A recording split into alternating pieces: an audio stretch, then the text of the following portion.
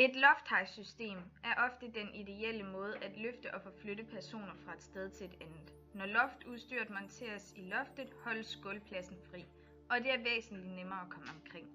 Et lofthejssystem kan række overalt i hvilket som helst rum. Med de mekaniske og bevægelige dele diskret monteret i loftet, kan systemet passe ind i alle rum.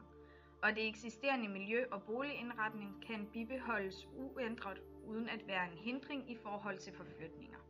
Lofthejssystemet er tidsbesparende, eftersom alt hvad du behøver for at gennemføre et effektivt løft eller en forflytning er til stede. Et lofthejssystem giver dig flere vigtige fordele. Effektivitet. Altid til rådighed, altid klar til brug med høj hastighed i løfteprocessen. Komfort. Kører ubesværet og lydløst med glidende start og stop og med stor løftehøjde. Sikkerhed. Enkel og automatisk betjening, nødstop og nødfir, samt et avanceret system, der overvåger sikkerheden under løfteprocessen. Ergonomi. Plads til gode arbejdsstillinger, bevægelsesfrihed og en ergonomisk optimal betjening. Nå, vi har med en borger her at gøre. Det gælder om at få sengen opad, for at passe på vores ryg, fordi det kan give arbejdsskader i fremtiden. Det vi så også skal tænke på, det er, at det skal være i hoftehøjde, og det skal selvfølgelig gå efter den mindste, fordi i det her tilfælde, der er min hofte lidt højere end Lykkes hofte. Okay. Vi skal starte med at vende borgeren. Jeg vil starte med at vende hende over til Cecilie. Så jeg lægger hendes arm op over maven, eller over brystet. Jeg løfter hendes ben. Cecilie lægger så hendes arm ud, så hun ikke lander ovenpå den, når hun drejer. Cecilie løfter sengehesten og tager nu fat i ben og arm og vender hende. Her har vi et sejl. Det bruges til liften. Det skal lægges ind under borgeren. De her lange ben her, de skal ligge nedad mod benene. Og den her, den skal ligge langs rygsøjlen.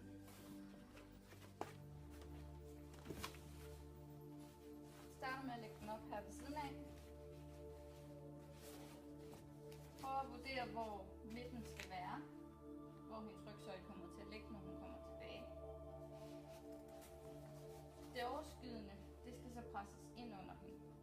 Det skal presses godt ned i sengen, for ikke at presse ind i hende, så det gør ondt på hende.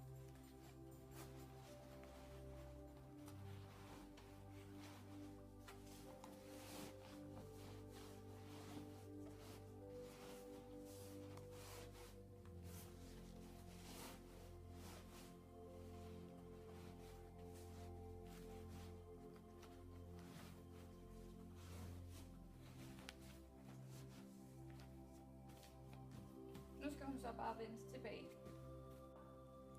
Jeg lægger så borgeren om på ryggen igen. Så den her sengehest nu. Så vil jeg så tjekke, om hun ligger godt nok. Sådan her. Og Lykke tager så sengehesten op derover og vender hende. Og kan så se, at den ligger langs rygsøjlen, som den skal. Her i den, så den ligger ret. Og så rykker vi borgeren ned igen. Sådan. Nu tager vi så selerne hernede ved benene og skubber dem ind under hendes ben. Vi må ikke begynde at løfte på hendes ben, da de kan være meget tunge i tilfælde af, at hun er lam, hvilket kan gøre skade på os selv. Så nu skubber vi dem ind under.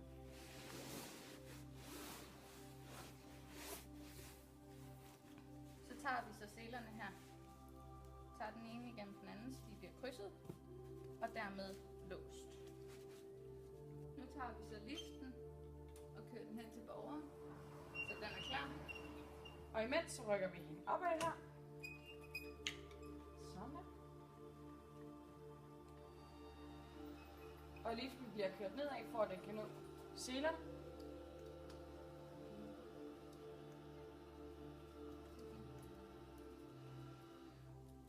Så.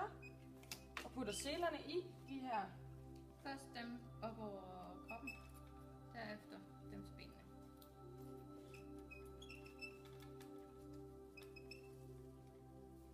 Nu kører jeg hende så op i liften, imens Cecilie kører sengen ned.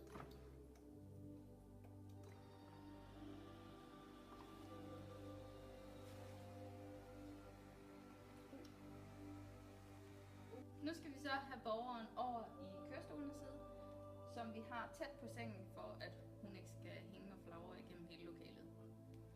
Cecilie har et håndklæde, som hun placerer omkring fødderne, sådan så de ikke flagrer rundt, så der er styr på dem. Så trækker vi hende over til kørestolen.